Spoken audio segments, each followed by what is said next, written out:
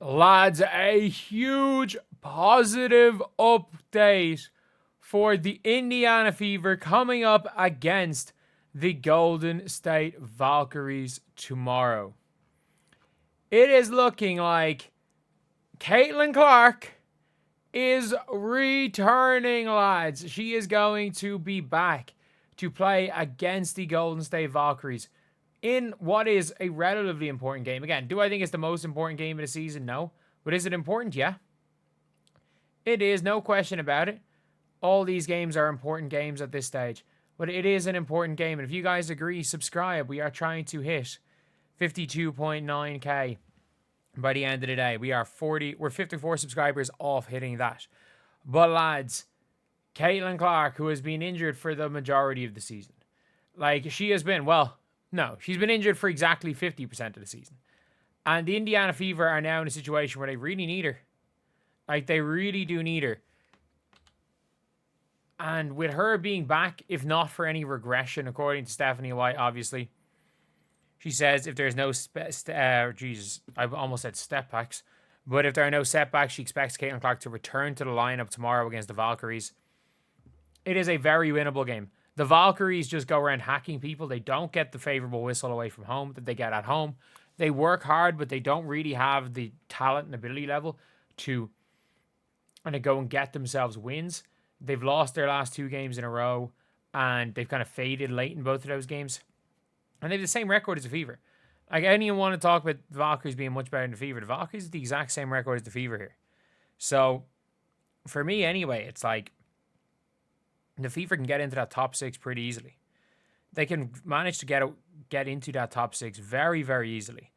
And obviously, look, you've got the Aces right there as well. And the Mystics are now 9 and 10. So, if I'm not mistaken, do the Fever or the Mystics have... I don't know which of them have the tiebreaker, but there's a possibility that the Fever go out of the playoffs if they lose again. The Valkyries, I think the Mystics have the tiebreaker on the Valkyries. But either way, if the Fever, whichever of these teams wins, might drop out of the top 8. But let's be honest. Like, the bottom of the league, other than the Sun, is 6 and 13, 6 and 14, 5 and 13. So it's a really, really big gap between 9 and 10, and then between 10 and 12 is like a game.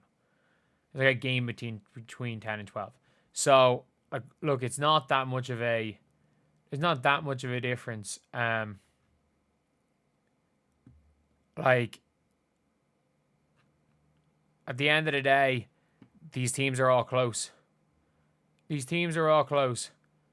But, yeah, this is a must-win game.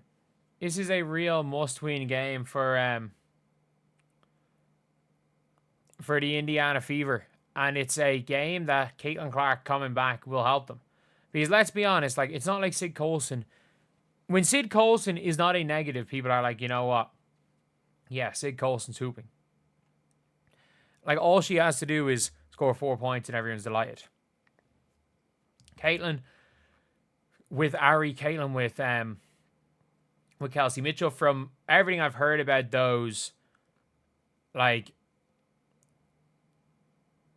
everything I've heard when it comes to, like, the Fever's practice, Caitlin Clark playing off the ball with Ari McDonald looks good. That Ari actually looks to give her the ball. Which is the complete opposite. To when, like, Sid Colson's there and when Erica Wheeler was there. It's like they weren't getting the ball. They weren't getting the ball necessarily to Caitlin. They were kind of just getting the ball to the side, and it's a lot of ball getting to Caitlin and running those pick and rolls late in the shot clock instead of immediately and early on, which is fine.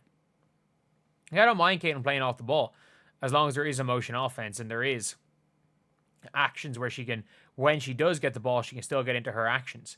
But that hadn't been the case. But at the same time, we saw that in preseason. We saw a lot of good looks in preseason. However, when it came down to the actual season, we saw nothing really. We saw nothing. So a lot of what we saw later on in the season, a lot of what we saw, like, as we got into the season was just stand around and watch with or without Caitlin Clark. And by the way, like, their offense has been stand around and watch since then. They've done a good job. They did a good job in the Commissioner's Cup of, like, they've done a good job defensively, and the Aces just didn't want to be there. But an awful lot of their offense has been standing around. But we're going to see, hopefully, a big win. A big win for the Fever. Caitlin Clark coming back. Like, she doesn't need to go drop 30. Give us your averages. Give us 18 and 9. Give us your averages and we're happy. That's all we need. I know some people are going to want a 32-point game like against the Liberty. But, like, immediately after that Liberty game, let's not forget she was...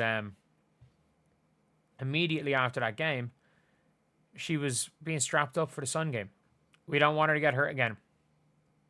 And if she ends up getting hurt again, it's a... Jesus, sorry.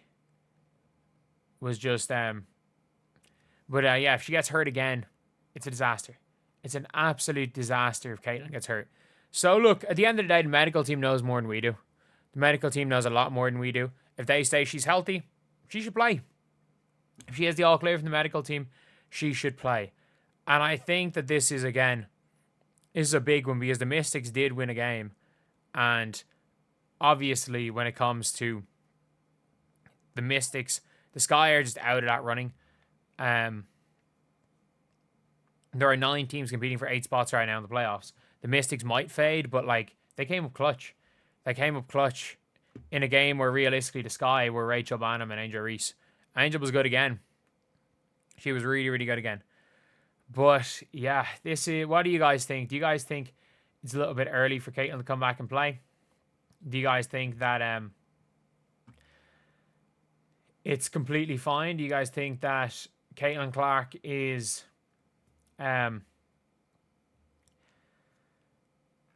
that she should take a little more time out, sit till All-Star weekend just to make sure that she's 100%? Or do you guys are you guys confident Caitlin's 100% right now? I would say Caitlin's not going to play unless she's 100%, but we've already seen Caitlin not playing or playing when she's not 100%, and it's caused her to get hurt again. So, yeah, I don't know. I really don't know. As long as she doesn't get injured and she's healthy for September, that's all that matters. Because I don't see the Fever not making the playoffs. Even if Caitlin's hurt for a long time, I still don't see the team not making the playoffs. I think there'd be an 80% chance that the team makes the playoffs. Let's be honest. I think there's going to be an 80% chance, with or without Caitlin, the team makes the playoffs. It's just with Caitlin, they start to fight for those top 4 or 5 seeds. They start to maybe fight for top 3 seeds so that they don't face the Liberty or the Lynx in the first round of the playoffs. But without Caitlin, they go in and you're kind of hoping.